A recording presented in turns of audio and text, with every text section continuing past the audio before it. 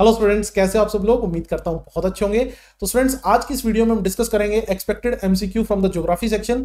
लेकिन आगे बढ़ने से पहले मैं आपको बताना चाहूंगा हमारा वीकली शेड्यूल कुछ इस प्रकार से चल रहा है, जिसको आप फॉलो कर सकते हो अपनी प्रिपरेशन को और इंप्रूव करने के लिए for the upcoming Punjab government exams. तो चलिए स्टार्ट करते हैं आज का लेक्चर और देखते हैं कुछ expected MCQ from the geography section. तो पहला सवाल जो हमारे पास है वो है हमारे पास कि which of the following is an example of piedmont plateau. अब देखो, पेडमोंट प्लेटू की जब बात करें तो ये सवाल आप लोगों के लिए यानी पंजाब स्टूडेंट्स के लिए इंपॉर्टेंट हो जाता है, क्योंकि Malwa plateau is an example of piedmont plateau. Why so? Piedmont plateau होता क्या है?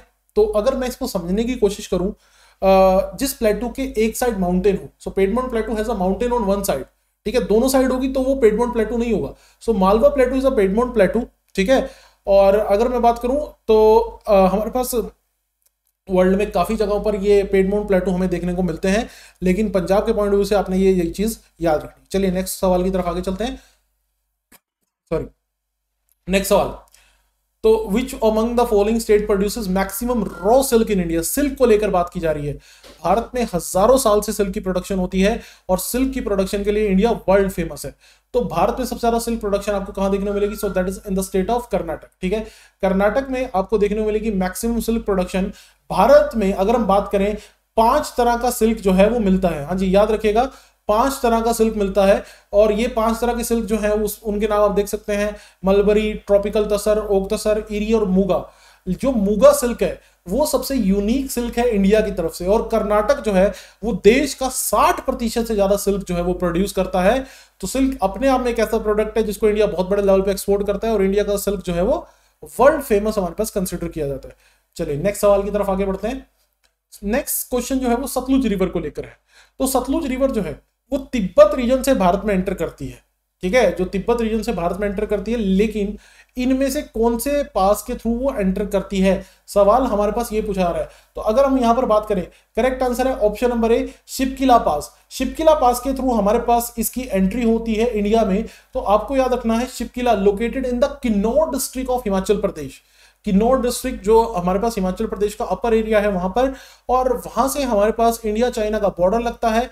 तो तिब्बत जो है वो चाइना के कंट्रोल में, आप लोगों को पता होगा, इलीगली चाइना ने एक तरह से उसको कंट्रोल में लेकर जबरदस्ती उसको अपना पार्ट कंसिडर कर लिया था, ठीक है। तो यहां से सतलुज रिवर जो है वो इंडिया में एंटर करती है, और सतलुज का जो नाम है हमारे पास तिब्बत रीजन में, दैट इज ज़ैंगबो, ठीक है। लैंक्विंग ज़ैंगबो नाम से इसको जाना जाता है in the area of Tibet. और जब ये इंडिया में एंटर करेगी, so then it's known to be the very well known river Sutlej. हाँ जी, क्लियर। तो यहां पर आप ये चीज याद रखेंगे। चलिए नेक्स्ट क्वेश्चन की तरफ आगे बढ़ते हैं। नेक्स्ट क्वेश्चन है, which among the following part of Bombay, जिसको आज आप मुंबई बोलते हो, is known as old women island. हाँ जी, सो किस मुंबई के किस पार्ट को हमारे पास, किस आइलैंड को ओल्ड वुमेन आइलैंड के नाम से पुराने समय से जाना जाता है? देखिए, मुंबई की बात करें तो मुंबई, जिसको आज आप मुंबई बोल रहे हो, पुराने समय में बॉम्बे कहा जाता था। इस एरिया की डेवलपमेंट में ब्रिटिशर्स ने काफी बड़े लेवल पर काम किया, और ये एरिया जो है ब्रिटिशर्स को कैसे मिला था? एज अ डॉरी, ठीक है। पोर्टुगीज ने हमारे पास एज अ डॉरी ये जो एरिया है वो ब्रिटिशर्स को हैंड ओवर कर दिया था। और यहाँ का जो हमारे पास कोलाबा एरिया है, जो कोलाबा हमारे पास आइलैंड एरिया है, इसको ओल्ड वुमेन आइलैंड के नाम से जाना जाता है। सो ओल्ड वुमेन आइलैंड और Little Colaba is one of the 7 island composing the city of Mumbai. Okay, so आप ये समझ ही गए होंगे कि कोलाबा एक बहुत ही फेमस एरिया है मुंबई का, जिसको हमारे पास ओल्ड वुमेन आइलैंड के नाम से जाना जाता है। तो ये सवाल भी आप याद रखेंगे, ठीक है। मुंबई का भारत की जीडीपी में अहम कंट्रीब्यूशन है। बहुत बड़े लेवल पर हमारे पास इकोनॉमिक एक्टिविटी जो है वो हमें मुंबई में देखने को मिलती है। चलिए नेक्स्ट सवाल की तरफ आगे बढ़ते हैं। नेक्स्ट सवाल हमारे पास आ जाता है, in India which among the following state has a maximum estimate of uranium resources. देखिए, इंडिया के बारे में जब मैं बात करूं तो यूरेनियम अभी इंडिया के लिए बहुत ही महत्वपूर्ण है। 2 रीजन है, एक तो न्यूक्लियर वेपन इससे बनाए जाते हैं। न्यूक्लियर वेपन तो चलो इंडिया के पास ऑलरेडी है, लेकिन इंडिया में अभी बहुत सारे न्यूक्लियर पावर प्लांट्स पे काम चल रहा है। इंडिया एक एनर्जी हंग्री कंट्री है, और एनर्जी की लगातार डिमांड भारत में बढ़ती जा रही है। इस डिमांड को फुलफिल करने के लिए हमें कई न्यूक्लियर पावर प्लांट्स की रिक्वायरमेंट है, और उसमें एज अ फ्यूल यूज होता है यूरेनियम। जैसे कि अगर मैं बात करूं, वर्ल्ड का सबसे बड़ा न्यूक्लियर पावर प्लांट इंडिया में ही अंडर कंस्ट्रक्शन है, कई बार हम बात कर चुके हैं, जिसका नाम है जैतापुर न्यूक्लियर पावर प्लांट। और जैतापुर न्यूक्लियर पावर प्लांट को बनाने में हमारी हेल्प कौन कर रहा है? फ्रांस हमारी हेल्प कर रहा है। तो यहां पर आप समझने की कोशिश कीजिए, भारत में सबसे ज्यादा जो यूरेनियम आपको मिलेगा that is in the state of Andhra Pradesh, option number D here. ठीक है, आंध्रा में आपको देखने को मिलेंगी तुम्मापल्ले माइंस। ठीक है, तुम्मापल्ले माइंस जो है वो हमारे पास in the Kadapa district of Andhra Pradesh. ठीक है, ये बहुत ही फेमस माइन है और इन माइन से हमारे पास यूरेनियम जो है बहुत बड़े लेवल पे एक्सट्रैक्ट किया जा सकता है।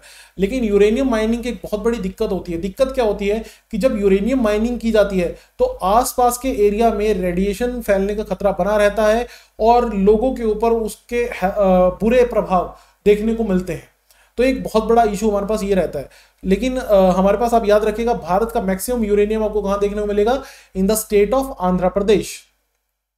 चलिए नेक्स्ट सवाल की तरफ चलते हैं। Which of the following island of Assam was given the name Peacock Island by the britisher?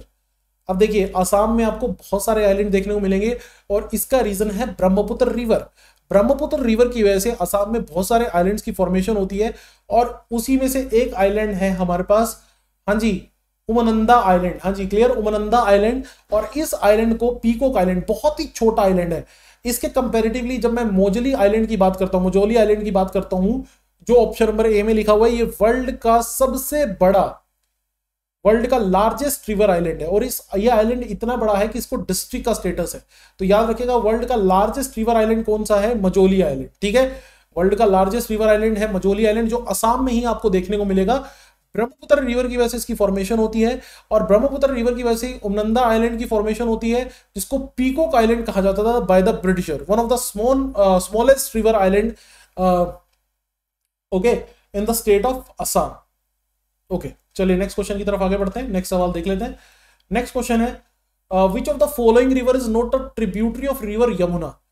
देखिए, यमुना रिवर, यमुनोत्री ग्लेशियर उत्तराखंड से हमारे पास ये रिवर स्टार्ट होती है और ये अपने आप में गंगा की ट्रिब्यूटरी है। याद रखिएगा, यमुना रिवर अपने आप में गंगा की ट्रिब्यूटरी है और ये भारत की लॉन्गेस्ट ट्रिब्यूटरी है। सबसे लंबी सहायक नदी जो भारत की है वो यमुना है।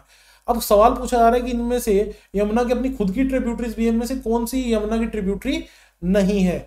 तो करेक्ट आंसर की जब मैं बात करता हूं तो करेक्ट आंसर है option number D here. Gandak जो है वो हमारे पास नेपाल के एरिया में बहती है और ये जो है ये गंगा के साथ हमारे पास कहीं ना कहीं रिलेट करती है और इसका संबंध जो है यमुना से नहीं है। तो Gandak river is one of the important river of Nepal. ठीक है, लेफ्ट बैंक ट्रिब्यूटरी है गंगा की और ये हमारे पास यमुना की ट्रिब्यूटरी नहीं है। और आपको ये भी याद रखना है कि यमुना रिवर इंडिया की लॉन्गेस्ट ट्रिब्यूटरी है जो गंगा रिवर से कहां मिलती है? एट प्रयागराज। चलिए नेक्स्ट सवाल हमारे पास एक बहुत ही सिंपल सवाल लेकिन इंपॉर्टेंट में से एक, कि भारत के कितने ऐसे राज्य हैं जिनकी तटरेखा है, जिनकी कोस्ट लाइन है, जो हमारे पास समुद्र से जिनकी कोस्ट लाइन मिलती है, मतलब कि जो समुद्र के साथ जुड़े हुए कहीं ना कहीं अटैच है। सो कितने स्टेट हैं? तो करेक्ट आंसर की अगर मैं बात करूं ऑप्शन नंबर बी, 9 स्टेट्स हैं हमारे पास जिनकी कोस्ट लाइन है और इसमें सबसे लॉन्गेस्ट जो कोस्ट लाइन है वो है स्टेट गुजरात की। State with longest coast line Gujarat, state with second longest coast line Andhra Pradesh. ठीक है, याद रखिएगा, जिस स्टेट की सबसे लॉन्गेस्ट कोस्ट लाइन है वो गुजरात है, state with the second longest coast line वो है हमारे पास आंध्र प्रदेश। चलिए नेक्स्ट सवाल की तरफ आगे बढ़ते हैं। नेक्स्ट सवाल देख लेते हैं। नेक्स्ट सवाल हमारे पास ओके सो ये हमारे पास स्टेट्स के नाम आपके सामने दिए गए हैं जिन जिन स्टेट्स की कोस्ट लाइन है। सो इसमें गुजरात है, महाराष्ट्र है, गोवा है, कर्नाटक है, केरल है, तमिलनाडु, आंध्र, ओडिशा एंड वेस्ट बंगाल। ठीक है, so longest coast line Gujarat and second longest coast line Andhra Pradesh. Okay, longest tributary of river Ganga, ये ऑलरेडी हम डिस्कस भी कर चुके हैं कि लॉन्गेस्ट ट्रिब्यूटरी, हाँ जी, गंगा की कौन सी है? तो that is the river Yamuna. ये पूरे भारत में हमारे में सबसे लॉन्गेस्ट ट्रिब्यूटरी है और जैसा कि मैंने बताया कि ये हमारे पास इसकी जो शुरुआत होती है यमुनोत्री ग्लेशियर से होती है in the state of Uttarakhand और फिर ये गंगा रिवर को मिलती है जाकर at the point of Prayagraj. मतलब कि देखो, प्रयाग का मतलब क्या होता है? प्रयाग शब्द का मतलब क्या होता है? जहां दो नदियां आपस में मिलती हैं उस पॉइंट को बोलते हैं प्रयाग। और इसको प्रयागराज क्यों कहा जाता था? क्योंकि पुराने समय में कहा जाता था कि गंगा, यमुना, सरस्वती ये तीनों रिवर प्रयागराज में जाकर मिला करती थी। That's why the area known to be Prayagraj. Okay, चलिए नेक्स्ट सवाल की तरफ आगे बढ़ते हैं। नेक्स्ट सवाल हमारे पास जो है, the mineral oil was first discovered in which of the following places of India? Mineral oil की बात हो रही है। So that is the Digboi, Assam. Correct answer हमारे पास यहाँ पर आपको बताना चाहिए Digboi Assam, oil city of Assam इसको कहा जाता है। यहाँ पर पहला ऑयल वेल जो है वो डिग किया गया था, ठीक है। और यहाँ पर रिफाइनरी कब स्टार्ट हुई थी? 1901 में। तो आप देख सकते हैं कि यहाँ पर 120 साल से ज्यादा पुरानी जो रिफाइनरी है वो हमारे पास, 120 साल पहले जो रिफाइनरी है वो हमारे पास शुरू हुई थी। तो ये अपने आप में आप देख सकते हैं कि one of the oldest refinery in the world है। तो चलिए स्टूडेंट्स, ये था आज का इंपॉर्टेंट हमारे पास एमसीक्यू डिस्कशन। तो उम्मीद करता हूँ कुछ नया जानने को मिला होगा, लेकिन जाने से पहले मैं बता दूं कि हमारे कुछ फ्री और पेड इनिशिएटिव्स ऑनगोइंग हैं जिनको आप फॉलो कर सकते हो अपनी एग्जाम की प्रिपरेशन को इंप्रूव करने के लिए। थैंक यू स्टूडेंट्स, मिलते हैं नेक्स्ट लेक्चर में। God bless you all.